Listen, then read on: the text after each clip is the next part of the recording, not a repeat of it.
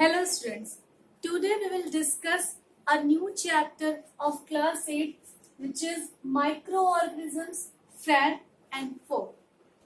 In this chapter we will discuss about what are microorganisms as it is Fran. So how they are beneficial for us at the same time for how they are harmful for us. At first, let's see what are microorganisms. So this term itself, micro, M-I-C-R-O, micro, and then organisms.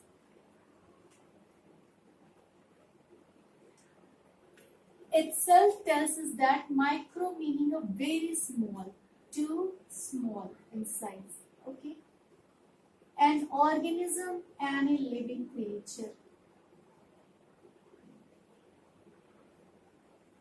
So these are those living organisms which are too small to be seen by our naked eyes. We can't see them with unaided eyes.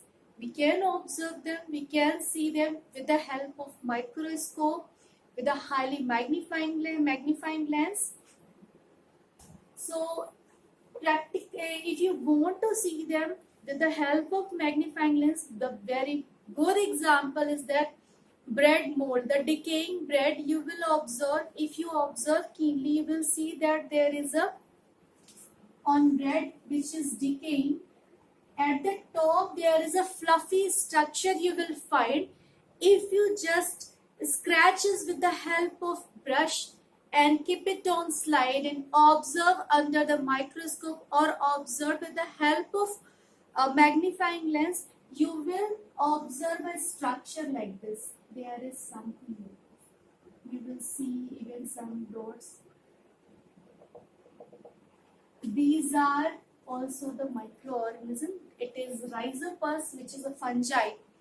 So microorganisms are those organisms which we can't see with our naked eyes. There are many categories of microorganisms. And the study of microorganism is known as microbiology. Microbiology.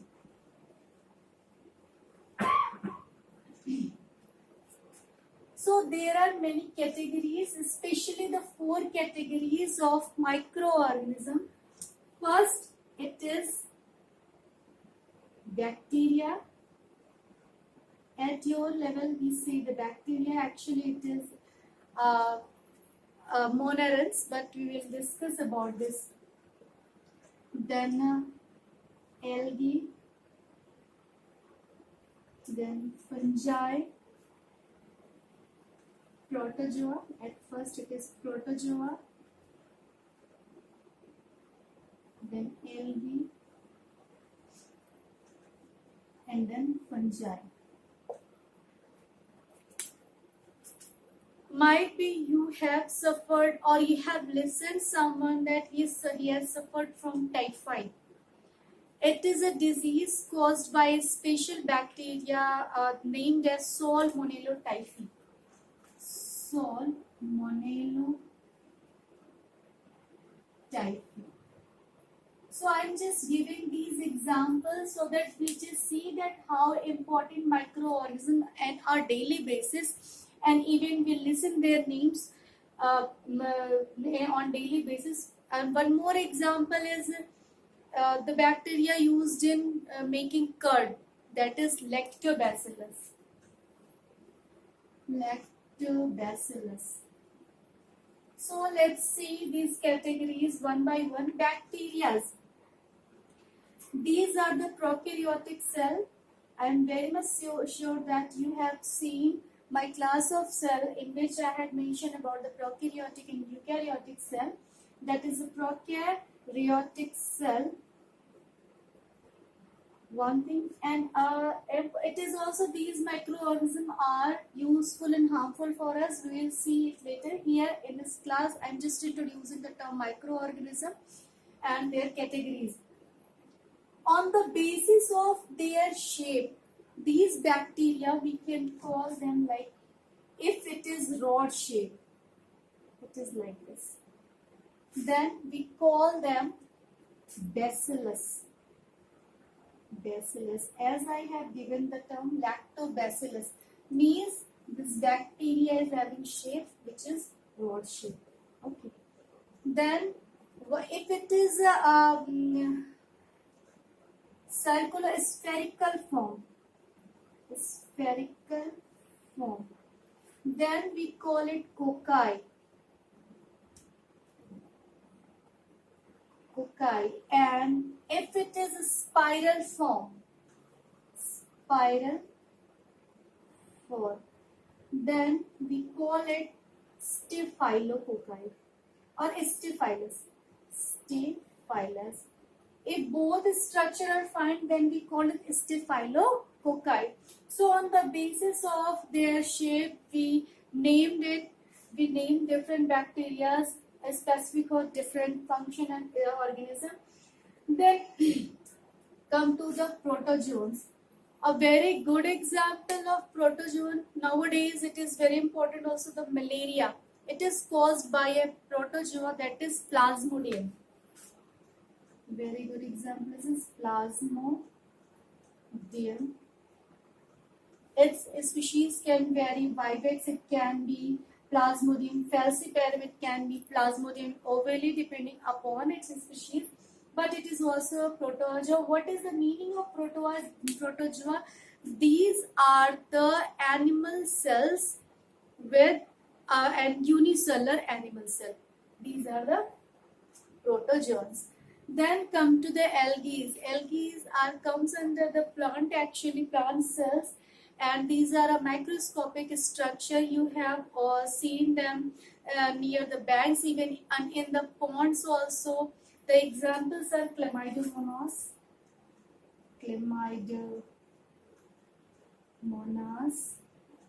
Spirogyra. Spirogyra, here I tell you, it is also known as a pond silk because its size is very large and it is green color and cover the whole pond bottom side of the pond, and so it look like a silk, green silk. So we call them the pond silk.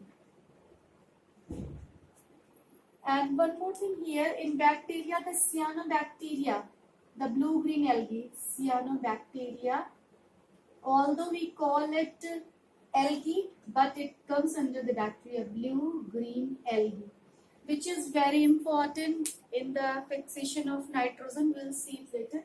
Then come to the fungi. I told you the mycoplasma.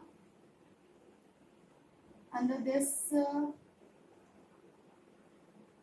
and rhizopus, actually we consider it something else. Then rhizopus, the pink mold, and most of the molds come under the fungi. So it is the categories of the, which is especially for bacteria, protozoa, algae and fungi. Now let's see what are the habitats of microorganisms. Before this, I will show the picture present in your NCERT book, which will help you to identify these microorganisms. Look at this. It is your spiral bacteria, which I have told about, Staphylococcus. It is the rod-shaped bacillus bacteria.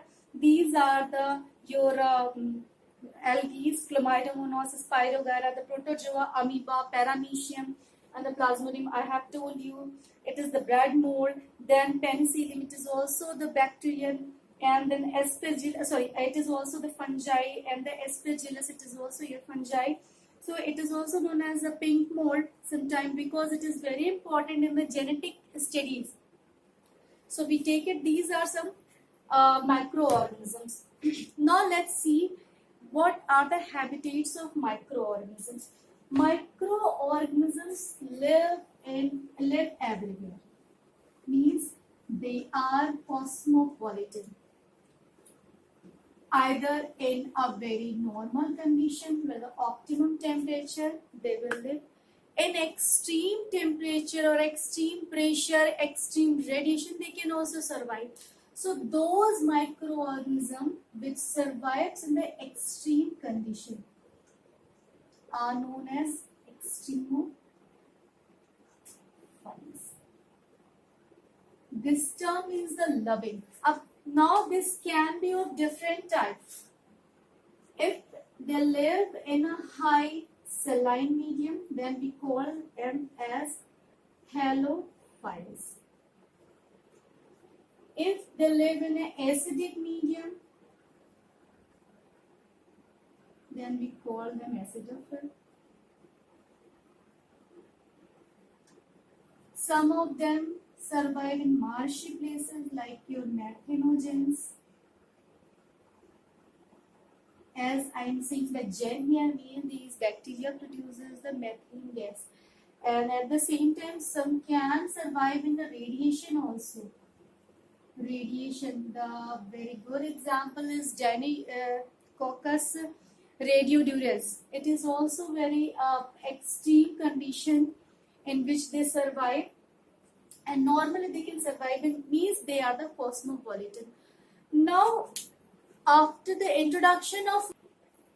normal introduction of microorganism, one doubt is having with us, used to have with students, that what about viruses?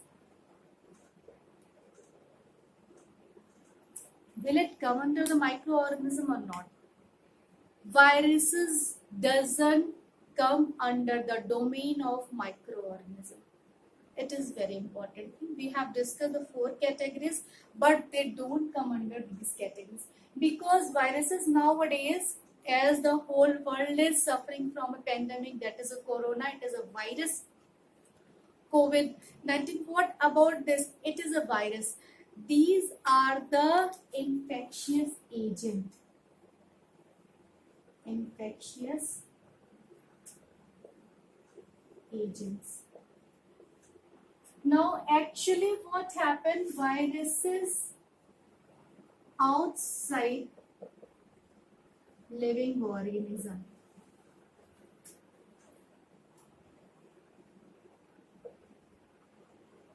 are just like